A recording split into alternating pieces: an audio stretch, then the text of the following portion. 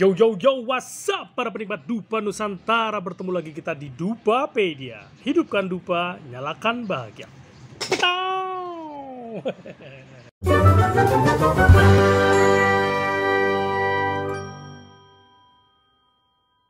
Sedap. Hehe, masih semangat kan? Masih lah, kudu semangat dong, ya kan? Dalam meniti perjalanan di sini itu kudu semangat. Harus ada antusias, seperti garam di dalam sebuah masakan. Tanpa garam ya nggak asik lah makanan itu, ya kan? Oke guys, kali ini saya akan membahas dupa. Beberapa minggu yang lalu itu saya dapat pesanan dari seorang pelanggan yang mantap jiwa. Mungkin beliau ini penasaran ya, seperti apa sih sebenarnya intensi itu ya, yang selalu digembar-gemborkan oleh seorang Inyoman Mahabudi. Di dalam karya-karya kami itu harus ada dua faktor. Yang pertama atensi, yaitu daya tarik berupa aroma dari bahan-bahan yang ada di dupa itu. Dan kemudian adalah intensi, itu sendiri muncul dari si pembuatnya, si pengolahnya. Harus ada intensi. Dia penasaran ya, dia penasaran tuh mesan dupa itu aromanya dari dia. Ya kan? Aromanya dari dia minta yang khusus gitu kan, didatangkan khusus gitu. Kemudian ya kami olah versinya kami, ya kan? Kami olah versi kami, minta dengan berbagai macam base powder. Ini ada yang base powder arang jati, ini ada yang base powder kayu manis, ya. Ini ada yang base powdernya cendana. Terus ini ada base powdernya gaharu, ya. Terus ada base powdernya batok kelapa, ya.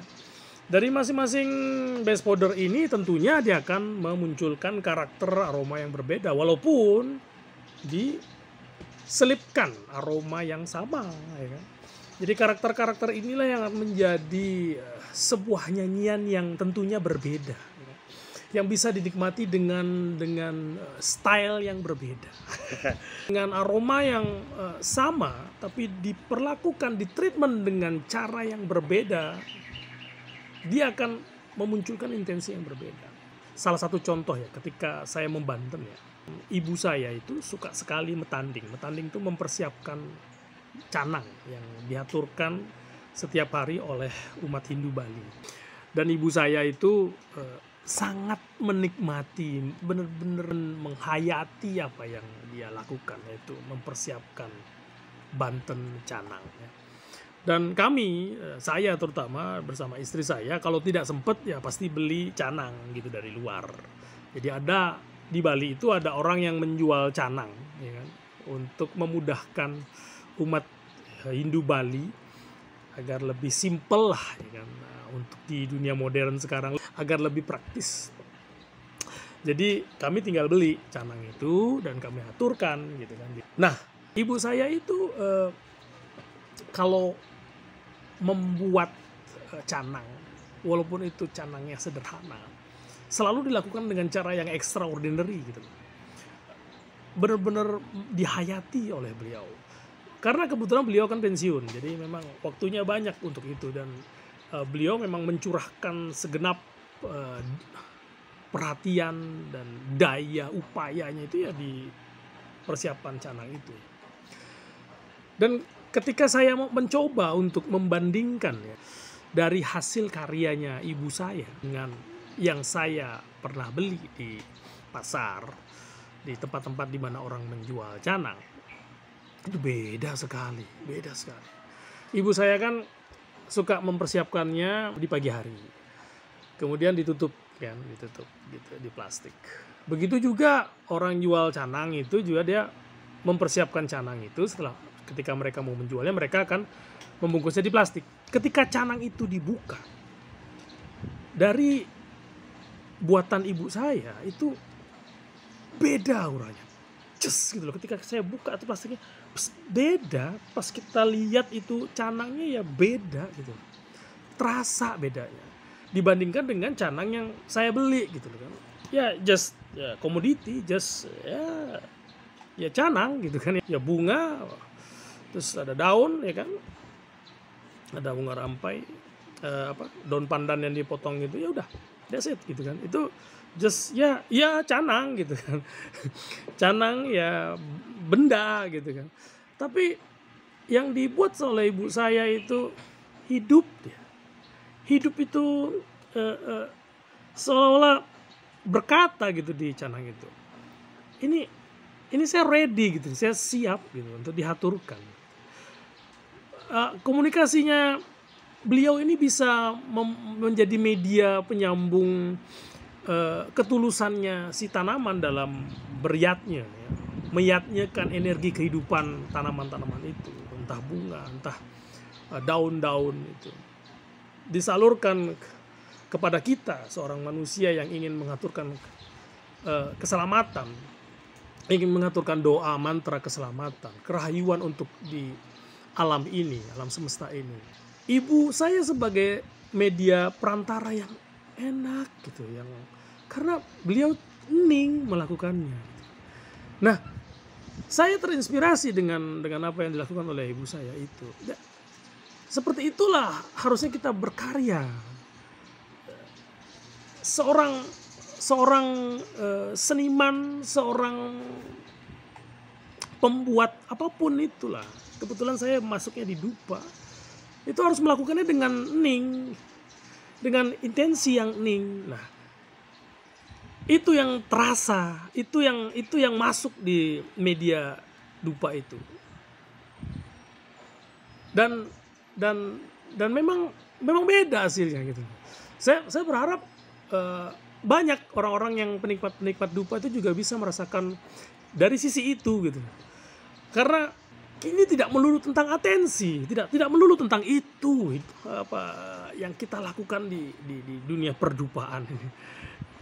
Jadi itulah makanya saya sampaikan ini adalah karya seni gitu. Ini bukan asal ngecap, asal ngoceh aja bahwa ini karya seni biar kesannya. Enggak, ini bukan gimmick juga, bukan, tapi ini terasa langsung, terasa beda.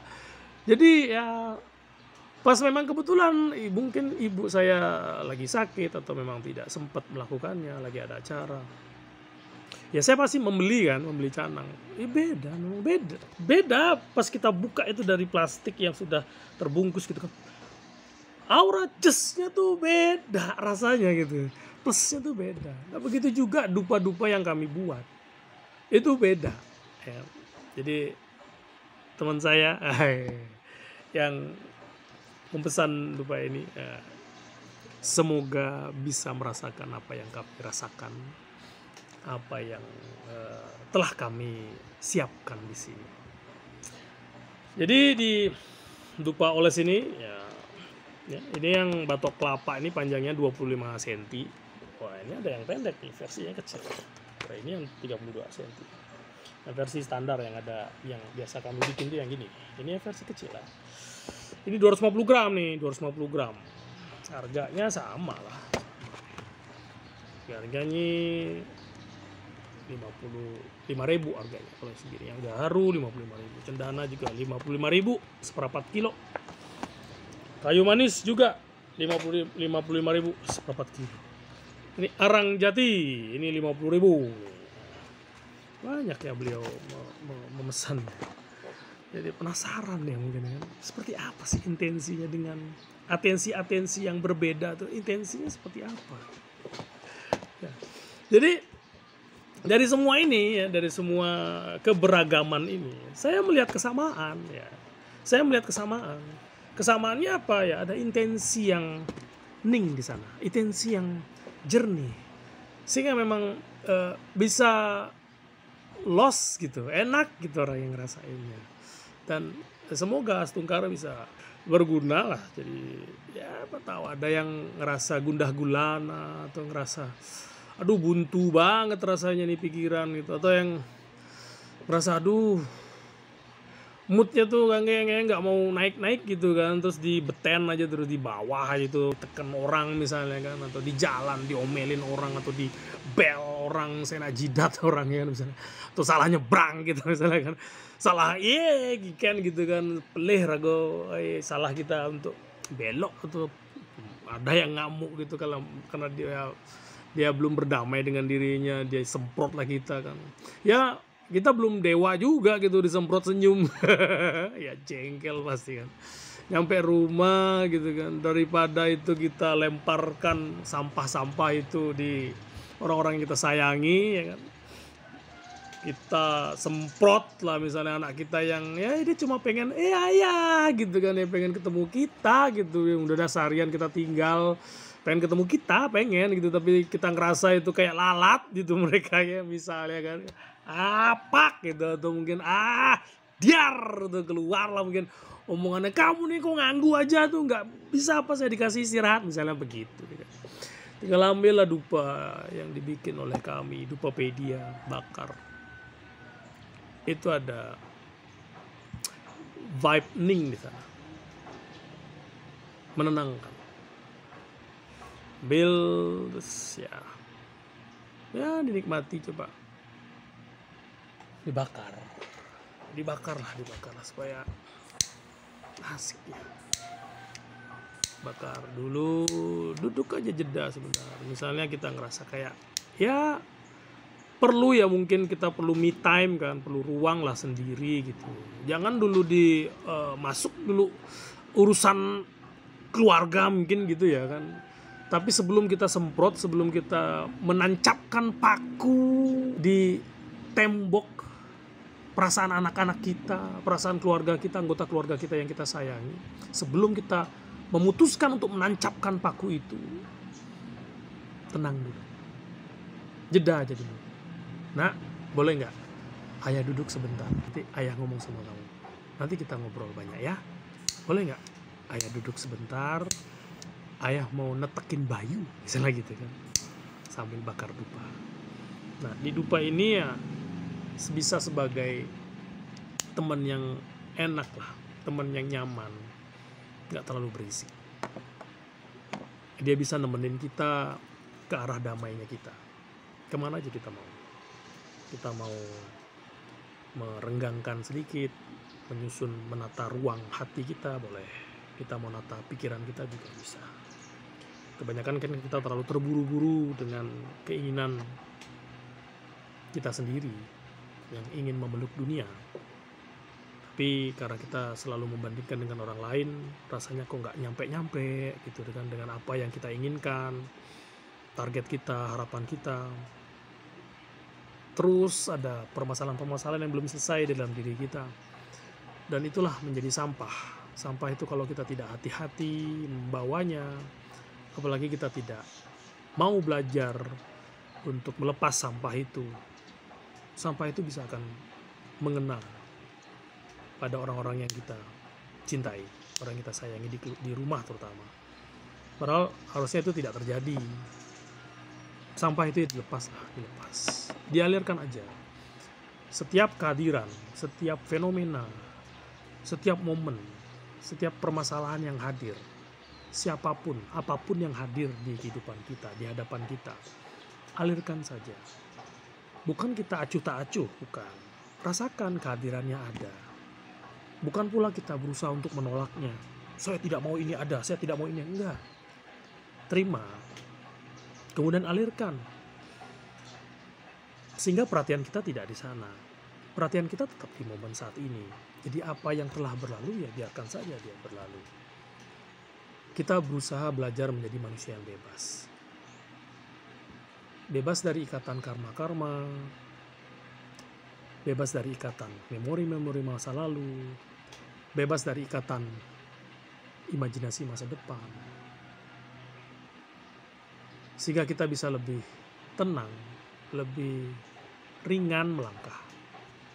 Dan dupa ini bisa menjadi teman yang cukup apik ya, membantu kita menata ruang hati kita. Lega rasanya. Coba alami seutuhnya setiap momen yang hadir. Setiap momen ada anak kita datang ya peluk, ada teman kita datang ya jabat tangan, terima kasih ya sudah mau hadir di sini. Terima kasih ya sudah mau menemani saya. Ada pasangan kita ngobrol tatap mata, dan puasa gadget lah, kalau ada pasangan tuh puasa gadget lah. rasakan tuh kehangatan cinta yang pertama muncul pada saat kita baru pertama ketemu gitu. Itu abadi cinta itu. Yang membuat dia menjadi semakin kecil pelitanya ya karena kita nggak peduli. Kita sudah berusaha memutuskan kepedulian itu. Yang kita kejar hanya keinginan-keinginan dari ego semata. Saya mau ini, saya mau ini, saya mau ini. Kembali lagi ke Dubai ini ya, sehingga dengan tertatanya ruang hati kita, ya kita pun bisa lebih toleran gitu loh, ya, lebih toleran terhadap guncangan-guncangan, lebih toleran kita dengan sedikit kejutan. Entah mungkin anak bawa berita, ayah ini TV-nya jatuh, ayah ini kamera kesayangan ayah jatuh. Ini ayah motornya lecet atau mobilnya begini gitu kan kejutan gitu. Lebih toleran gitu. Dupa yang saya tunjukkan ini ada berbagai macam base powder. Tapi dari berbagai macam base powder ini ya, ada kesamaan. Kesamaannya intensi yang kami selipkan di karya-karya kami ini, intensi Ning. Jadi saya juga dalam menjalani hidup ini, melangkah di kehidupan ini, semakin kesini itu selalu mencari kesamaan dari setiap keberagaman, setiap perbedaan. Ya. Jadi saya sudah berusaha melihat orang itu sama, entah dia kaya, miskin. Karena gini ya, kalau orang yang di rekeningnya punya uang 300.000 sama orang yang punya uang 300 miliar di rekeningnya, itu sama-sama punya kesempatan yang sama kok untuk bahagia. Sama-sama punya kesempatan untuk tertawa, untuk tersenyum, untuk memutuskan apakah dia bisa enjoy dengan setiap langkah yang dia lakukan. Apakah dia bisa menikmati, menghayati setiap proses dalam perjalanan hidupnya. Sama-sama punya andil dalam kehidupannya. Sama-sama punya masalah. Cuma yang jadi berbeda itu caranya mereka menghadapi masalah itu. Itu yang menjadi berbeda, titik yang menjadi berbeda. Nah, dengan kita melihat kesamaan dari setiap perbedaan-perbedaan itu, toleransi pun akan tumbuh subur. Kita pun tidak terlalu banyak menuntut, nggak terlalu banyak menyalahkan, ngeblame orang gitu, orang yang di sekitar kita. Udah selesai. Udah selesai. Kalaupun nanti ada kejutan-kejutan ringan atau kejutan berat pun gitu, tiba-tiba orang ngelempar apa sampahnya ke kita atau nyemprot kita atau tiba-tiba gimana, yang kita hadapi itu dengan tenang. Lebih reseptif aja jadinya, kita tidak terlalu reaktif.